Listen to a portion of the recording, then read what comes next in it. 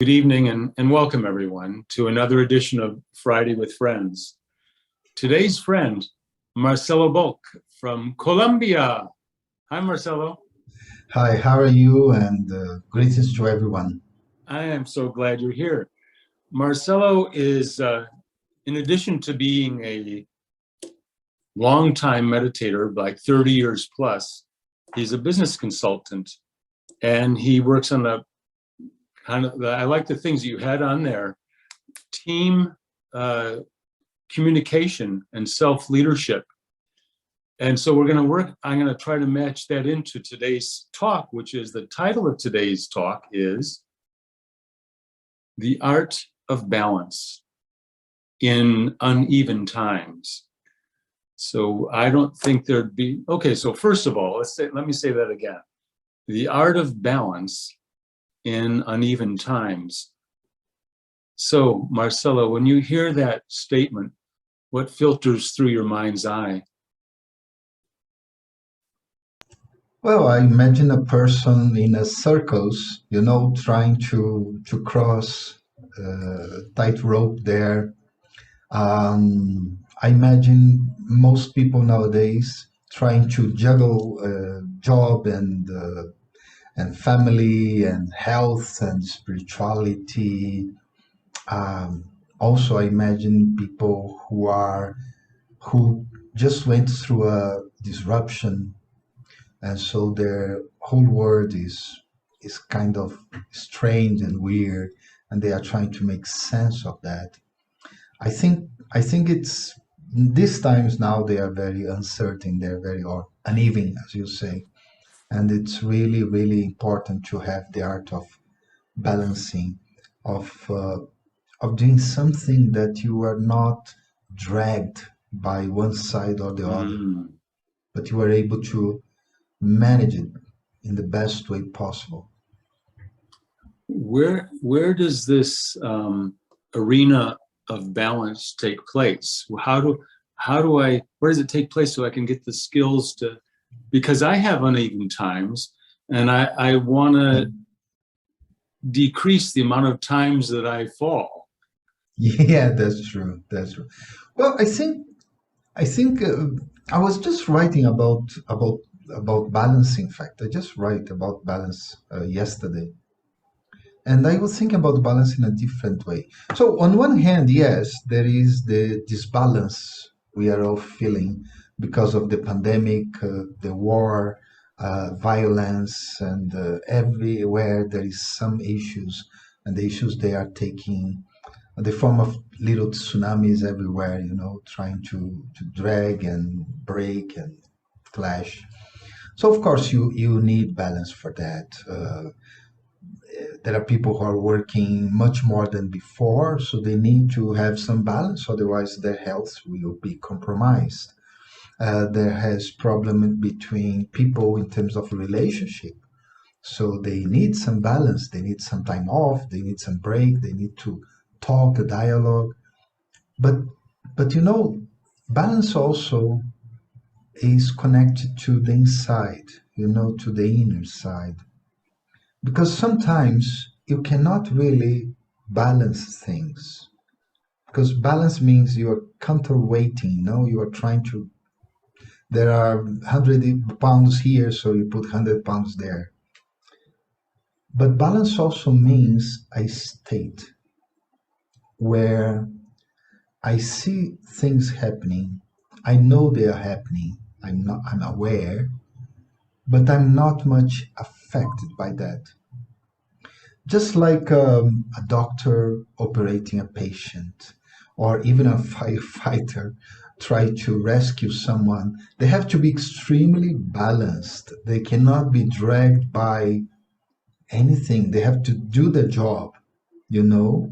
And in that balance, there are lots of things happening, but it is a balance within, you know. So I do feel that the art of balance is much more there than here, because here is becoming more and more difficult to keep that balance. Absolutely. And you're going just where I hoped you would go, that this balance is of an internal nature. Okay, you sign me up. I want to get it, but how? What is the methodology, and what do I need to get, or what do I need to let go of in order to find this so-called balance? This. Okay, so if you think about the outward balance, the outside balance, you need skills, you need to learn. Okay, you need the proper gear, you need the proper clothes, you need to have some coach. Probably you need to have some guidance. Inside is also a similar thing. You need some guidance, you need some coach, you need something, you need some gear. The inner gear is a little different.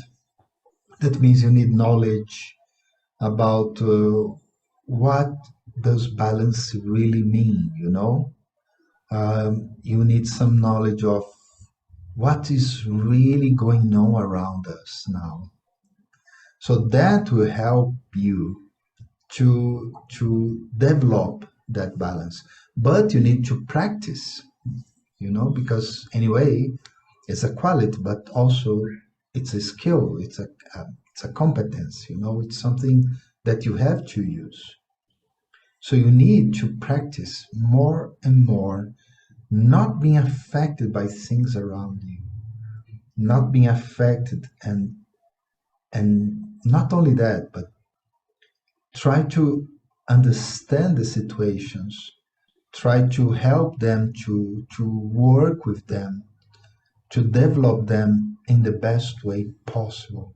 I mean, I have seen so many examples of people in a very balanced stage where everything was chaos around them, but they were able to keep that cool, they were able to keep their focus, and so they were able to get some solution. Because that's the other thing, just like the outside, if you balance well and you are in a tightrope there, so you reach the end, that's the result, the results to reach the end. Here also, you also need a result, and the result is that there is a solution for that situation. There is a point where you say, well, it's over. The rope is over. It's behind me now. So I can relax a little bit. So I recognize what you're saying is true, is that we need to, but can you help me more specifically of what skill I need to have, or what do I need to practice in order to find that balance?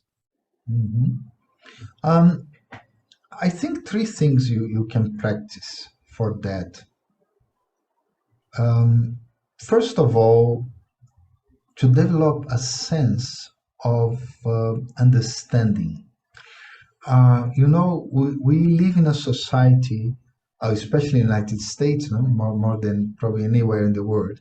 So we live in a society which is flooded by information. Everybody knows something, and probably everything. Everything is the tips of your hand. Everything is there. So, but the information needs to be connected so it becomes knowledge. And that knowledge has to be applied so it becomes some type of wisdom. So I do need that skill of understanding, of really comprehending whatever is going on here. So I need time for reflection. That's the main skill here, reflection, the ability of just sit down and see the word, watch it, and let the thoughts flow in your mind, and then you start to make sense. The second skill you need is to relate to other people in a more meaningful way. Because if that person was able to cross the tightrope in the circles, he learned from someone. And probably that person who taught him, he was so close to him. Normally it's the papa, the father, or someone very close. Because that's the only way someone will risk their life to do some crazy there. So you also need some meaningful relationship with other people. And again, we live in a world that people, they have 2,000 Facebook friends. They have, don't know how many. You know, the other day, a person I know, he suffered a very, very bad accident. And really, he has lots of thousands of friends in Facebook and all of these, but not many people came to his rescue. So the reality is that we are developing lots of relationships, but not meaningful ones. And that's what you need to really work with that. So the skill will be dialogue, will be talking with people in that. And the third one you do and I do is meditation, of course, um, or contemplation, whatever people like. But you do need to extract yourself from that situation. You know, I was watching a video the other day, very funny, very funny.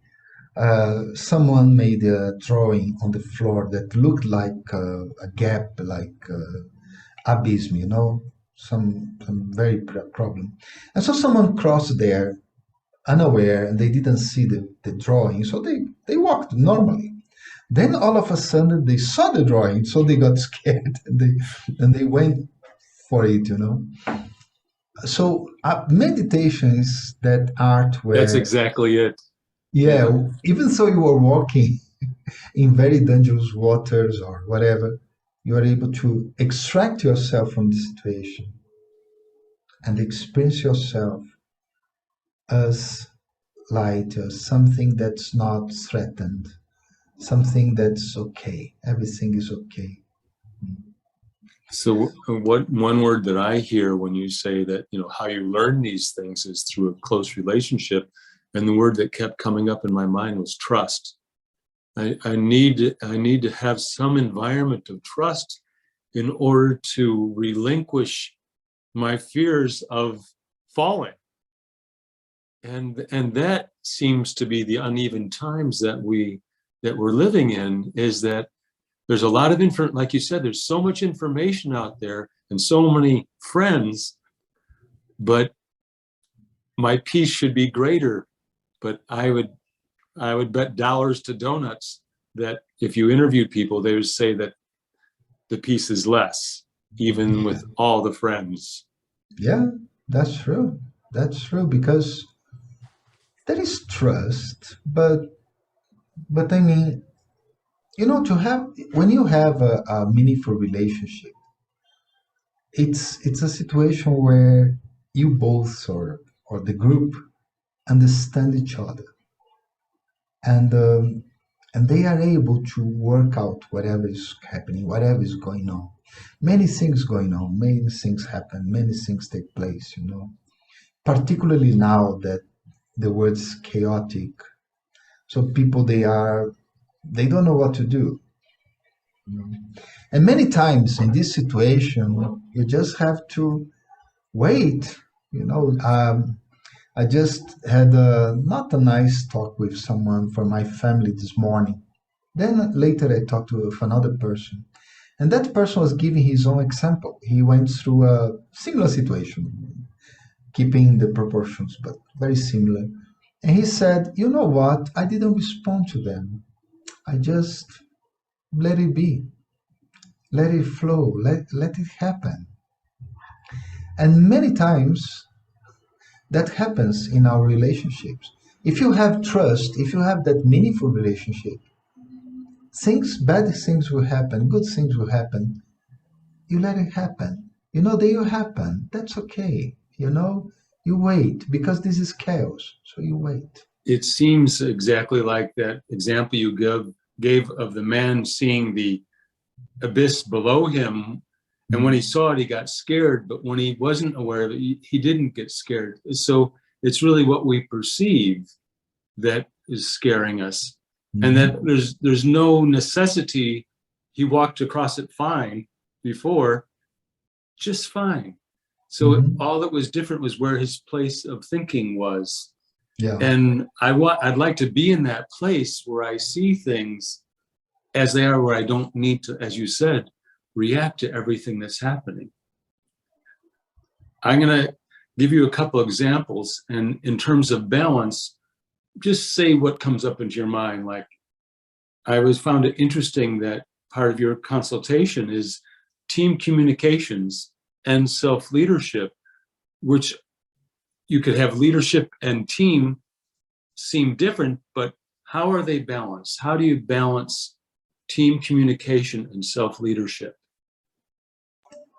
Well, when you are in a collective, in a group, uh, anywhere with many people, if you lead yourself first, it's very easy to connect to other people. Most problems of communication, the person has problems with themselves, with the same person. It's an inside problem. So that's why I'm not clear in my mind. I really don't know what to do. So, and I try to tell others what they have to do, or they are trying to tell me what I have to do. That won't work. But when I'm my own leader, then I understand, okay, I appreciate myself, I talk to myself, then I can connect with others from that point. So when you're in a position, in order to get people to even listen to what you're saying, let alone accept what you're saying, you have to create an environment of trust immediately. And it seems like it must be the first thing that you have to do. Yeah, it's not easy. Trust is very expensive, some people say, and it's very fragile. It's like a vase, very expensive, but it can break any time. So there are very many layers of trust also. I see. Like if you are in a company, there is a type of trust that's the minimum, the professional trust. You trust that person will fulfill their duty, they will be here tomorrow at the same time, etc. But there are other layers also which are more intimate. When I have a secret, when I have a problem with myself, my health, and I have to share with someone. I have to tell other people I have that problem, So, so trust is quite expensive. Maybe before trust, we have to develop self-confidence first. We have to develop, okay, I trust myself. Then I can go and work with other people and I can trust other people. And there's a very nice example. The crew of a plane, plane crew. So there is a pilot there. Many times they don't match, especially in domestic flights. The stewardess, or the attendant, no, I think that's the name they gave nowadays. So this attendant, they never worked with the rest. This one, they never worked with the rest. They are just pushed there, and so I have to trust this pilot. I don't know. I don't know who is he. I don't know anything about this person. I have to trust because I'm in the plane here. I mean, so, but if I have self-confidence, okay, I trust myself. I trust my specialty. I trust my training. I trust whatever you imagine. Then it's much easier for me to relate to other people, to work with other people. In terms of the topic of today, about the balance, when you have that self-confidence, very deep self-confidence, very deep trust in yourself, you know that you are in a chaotic environment, but you can do it very well. Balancing the mind and the body, the health of the mind and the health of the body. Because I would think many times when people think of, okay, I'm working on purifying my mind, but it's very important to be physically healthy as well. How do you find the balance between keeping physical health and mental health? That's quite complicated nowadays, I have been a little I have an illness for many years now. So I had to change my whole diet, everything I eat, everything. It's amazing the change I had in my life because of that sickness, because of that illness. And what I learned from that is if your mind is healthy, is okay. And of course, I'm not talking about mental health in the sense Yes. of a clinical sense, but in Yes. terms of peace of mind. If my mind is okay, I can do it. Mm. I can do it. I can embrace that illness. It's part of my life. It's not bad. It's not good. It's part of my life. I just have to learn to live with. And I start to, like food, no, I cannot eat any food. I cannot eat salt. So I created my own salt. So I created my own recipe for salt. And it works quite well. The food I eat is very tasty. I don't have any complaint. I cannot eat much, so I eat just a little bit. That's fine, no problem, no problem. I mean, I learned that if your mind is okay, it's very easy to work with the body. Now, I know people, I have a friend specifically, she has a very big problem. Her body is not well at all, but her mind is not well either. So Mm. it's very difficult for her. Hmm. It's very difficult for her to have the discipline to take medicine. It's very difficult for her to understand what's going on around her, you know. It's very hard, very hard. Well, this is a very important message that you have there.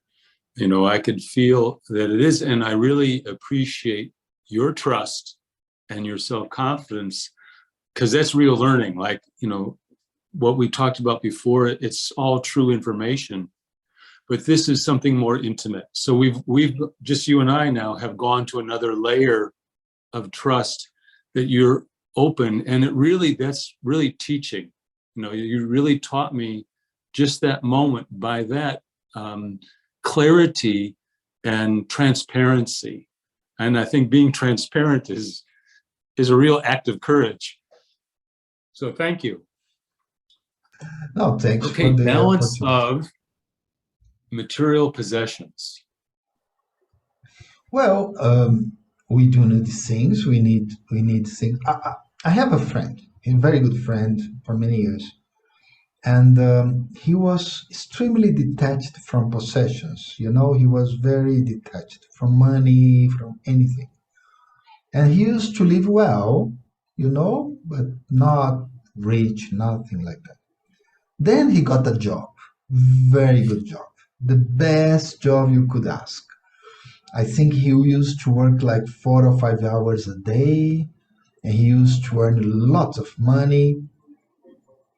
And after a while, all that balance was lost. Mhm. But not because of the excess of money. No. No. His mind was not prepared. His mind was set that, well, I have little money, I have little things, that's fine. But then I have a big money. Oh, what to do now?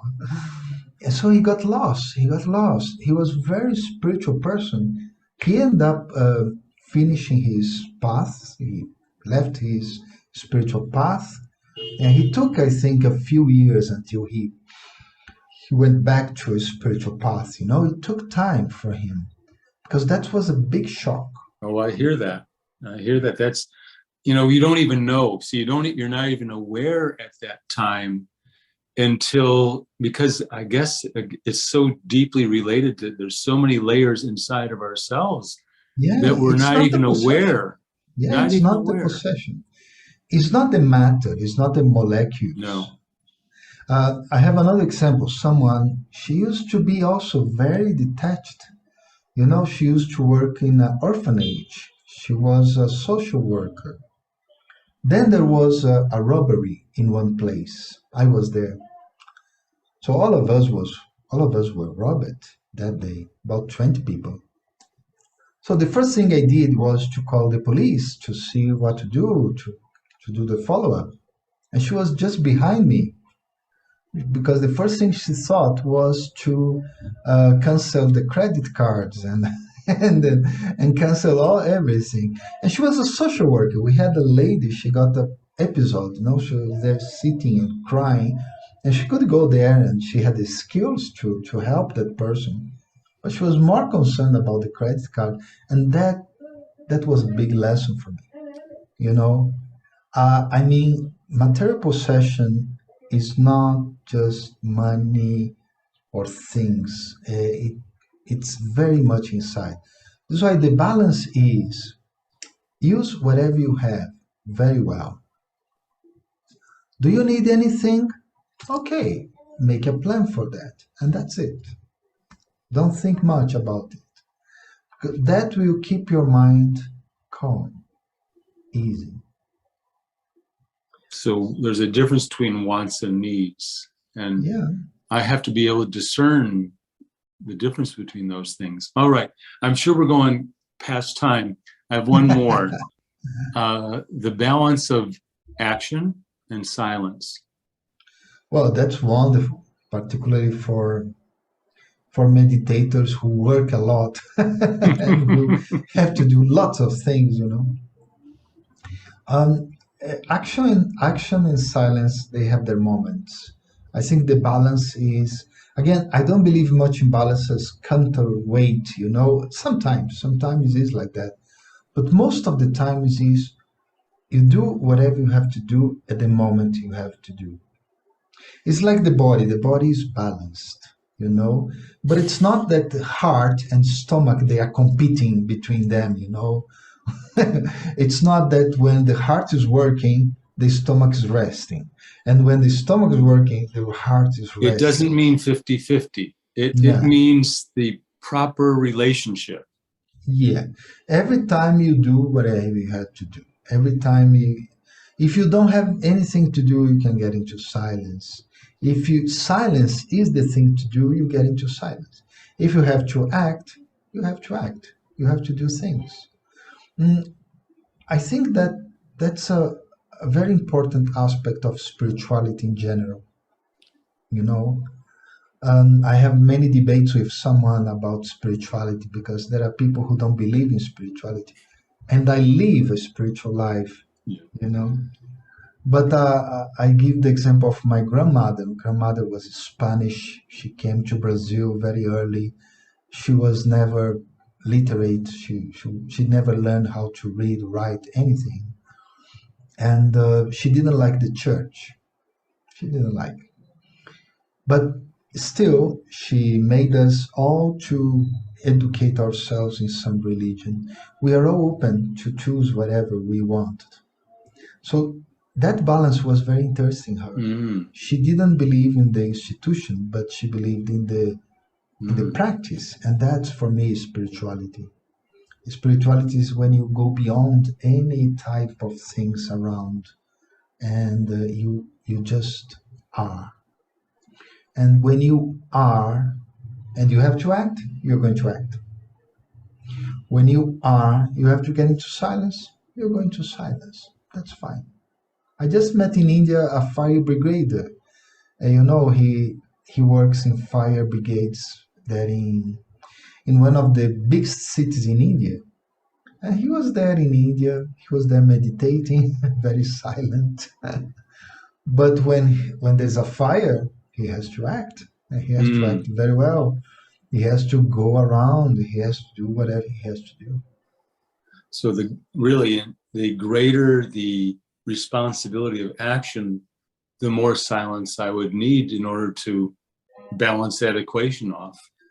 Yeah, that's quite possible. But sometimes, like right now, I can talk to you, but I'm in silence. It requires more concentration, but we can do that. That means our mind is not producing too many thoughts, only those thoughts that are needed. Because check one thing, Craig, what's silence for you? I mean, you live there in ocean land, you know, there are oceans there. If you are close to a beach and you hear the waves coming, is that silent? That's not silent. It's very noisy, in fact. And still, our mind perceives the Yes. silence Yes. as very quiet. Even rain, no, when it starts to rain, if you have problems of sleeping, you go to YouTube, you check rain for sleep, and there are Yes. thousands of videos.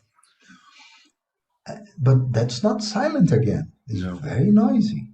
So silence is a deeper than the lack of sound. It's a Yeah. state. It's a state. It's deeper than the lack of sound or the lack of action or the lack of movement.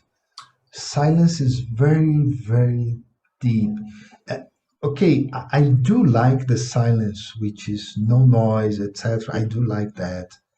But we have to understand that the real silence is I that feeling, that energy that's inside the self. I think you just hit on the point of the whole thing is that silence has nothing to do with anything except a state of being, and that's what we want to get to. I Yeah. think everyone, your grandmother could also agree on that, is Mm. the methodology you could disagree upon, but the goal, the place that you want to get to is that's what we agree upon, is we Mhm. all want, and every human being agrees with that. No matter Yeah, what they're doing, even though it's bringing them in the wrong direction, they're trying to experience either peace or happiness. That's all yeah, we know how to do. that's true. That's true. Yeah. Yeah, everyone is trying to express, even if they are fighting, even if they are Yes. bearing Yes. bearing weapons, they even Yes. still they are looking for love, peace, happiness, basic Or things, you just to know. stop the noise that's inside them, that through this act of, even if it's a violent act that they're experiencing, somehow temporarily they're relieved from the torrent of the noise that's internal. It, Yeah.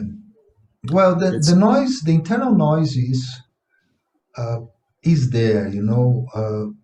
Maybe sometimes you have to talk with yourself, talk with your mind, so you can calm it a little bit. Okay. Because yes, I was talking with a friend the other day. Why people are doing what they are doing? I mean, it's a very deep sense of lack of satisfaction.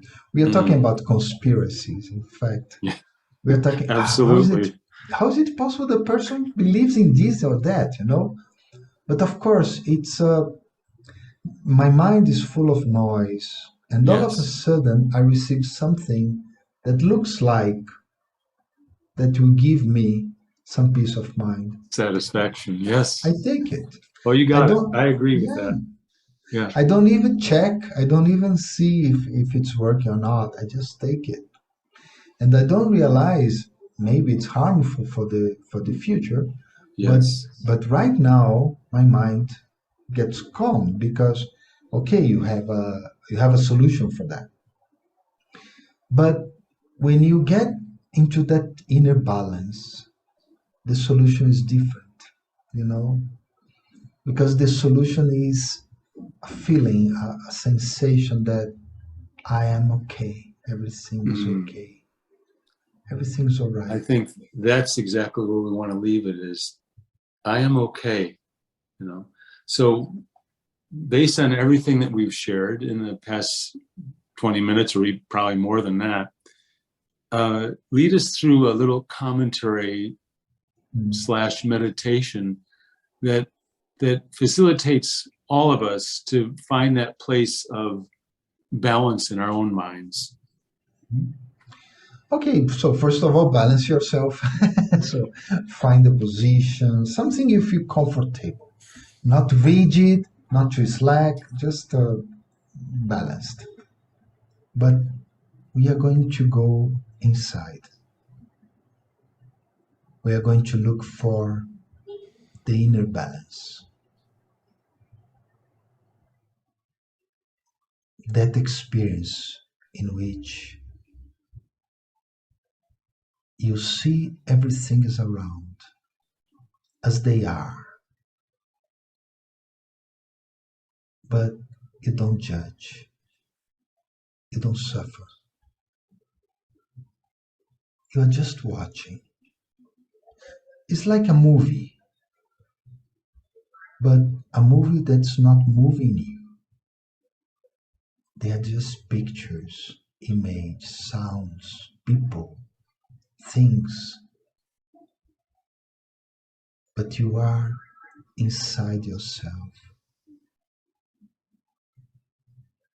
You are not out of that situation, but you're not engrossed in that. You are just there. And you feel your own peace, happiness. And you let your mind flow, full of peace and happiness.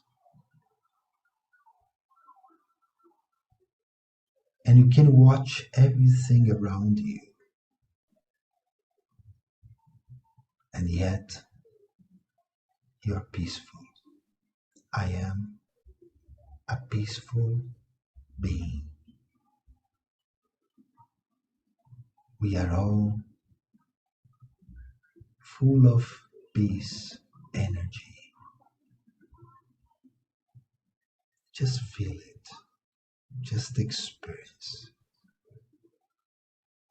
You're watching your work, your family, everything around you. But you're not affected.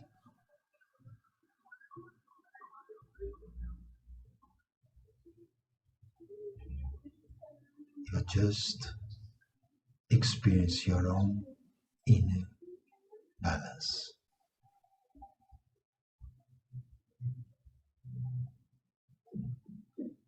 So now I breathe deeply.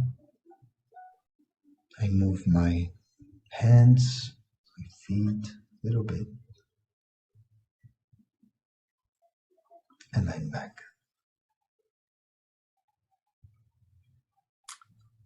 Thank you. That's what I can Thank say to you. you is thank you. Thank you for sharing. Thank you for your transparency. It's appreciated. And I know that if I can feel it, then others will as well. So I hope to chat with you soon again. For now, goodbye. Thank you. Take care. Bye-bye. Thank you.